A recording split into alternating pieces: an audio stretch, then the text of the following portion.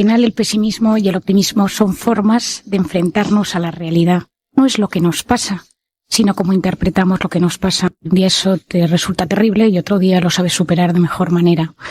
Y yo creo que tenemos que trabajar lo que es la neurociencia de la felicidad, es decir, tener conocimientos de cómo funciona nuestro cerebro y nuestro mundo emocional para no ser felices las 24 horas del día, los 7 días de la semana, que eso es imposible, sino para con los conocimientos que tenemos ser un poquito más felices, aprender a disfrutar lo bueno que nos sucede, que a veces no somos capaces, vivimos bloqueados para esos momentos de disfrute, y sobre todo aprender a gestionar lo malo, que no nos bloquee, que no nos hunda, que no tire de nosotros para abajo.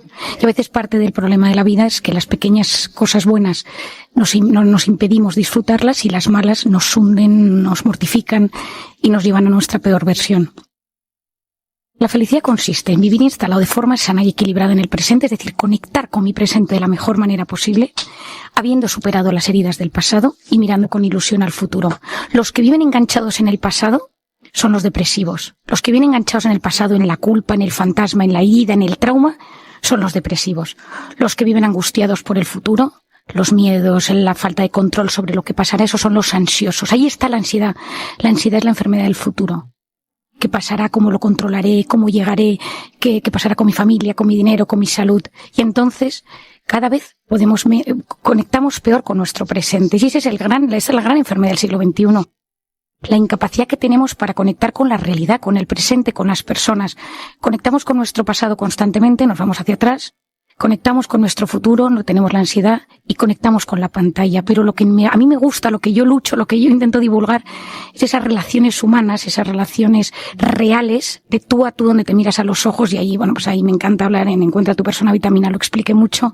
La oxitocina, esa hormona que se activa cuando miramos a los ojos de alguien y no le juzgamos, le damos esos abrazos largos y apasionados, esas caricias, ese te quiero y te doy paz cuando tú estás en guerra y no te juzgo cuando lo estás pasando mal.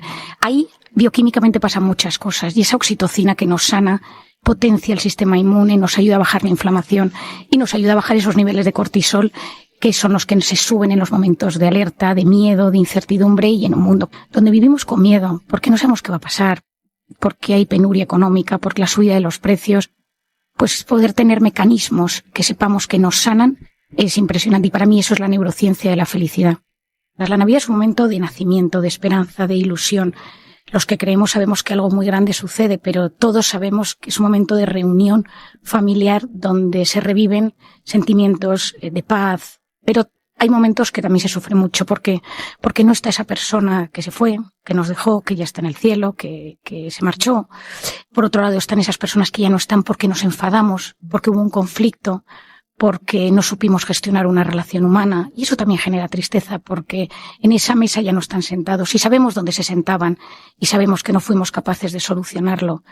Y efectivamente mi padre tiene una frase que dice que cuando nuestro corazón pierde las ilusiones, se arruga el alma. Pues a mí me parece que la Navidad es un momento que si no tenemos esperanza e ilusión, se nos arruga el alma, el espíritu, y envejecemos y perdemos todo lo bueno que tiene la vida. Y para mí la Navidad ahí es volver a creer que algo bueno puede suceder. Una de las cosas que a mí más me interesa es explicarle a la gente que la mente y el cuerpo están unidos. Es decir, yo cuando estudié medicina, pues a ti te ponían migraña, causa de migraña, si te ponían tumor cerebral, encefalitis, no sé qué, y abajo ponían pequeñito, causas emocionales. Según la Universidad de Harvard sabemos que del 80 al 90% de la patología de atención primaria es por temas emocionales. ¿Qué son los temas emocionales? Nuestras heridas, nuestros fantasmas. Y hay una cosa de la que yo trato muchísimo que es nuestra voz interior. Tanto las palabras que nos decimos internamente y luego cómo hablamos de nuestras realidades. Las palabras impactan directamente en nuestras células, impactan directamente en nuestros telómeros, que son los capuchones de los cromosomas. Y ese discurso interior, esa voz interior, tiene la capacidad de ponernos en estados de alerta, en estados de miedo, en estados de relajación en cuestión de segundos. Y eso, conociéndolo, nos tiene que ayudar a intentar saber cómo nos hablamos. Es decir, cómo me hablo yo. ¿Cómo es mi voz interior? ¿Me trato bien? ¿O me hago autoboicot? No lo vas a conseguir. Esto no vas a llegar a nada en la vida. Es imposible. Y estas cosas en la vida, cuando las conocemos, tenemos que hacer un golpe de estado y decir que mi voz interior sirva para apoyarme y no para hundirme. Que mis palabras hacia los demás sean para ayudarles a generar un estado de bienestar, de quietud, de equilibrio y no un estado de miedo y de alerta. Para mí la clave es entender que lo que más nos hiere, que lo que más nos perturba, es el miedo. Es decir, el miedo se instala en todos nosotros en algún momento de nuestra infancia, en nuestra juventud, cuando somos adultos por algo, ¿no? Y en ese miedo nos tenemos que hacer una serie de preguntas. ¿Cuál es mi peor visión sobre mí mismo? Es decir, ¿qué me da miedo convertirme? ¿A qué le tengo miedo? ¿Qué quiero evitar comportándome de esta manera? Y cuando yo voy conociendo cuál es el miedo, porque todos nosotros tenemos un miedo en esta vida, nos damos cuenta que en ese miedo salen cosas del futuro.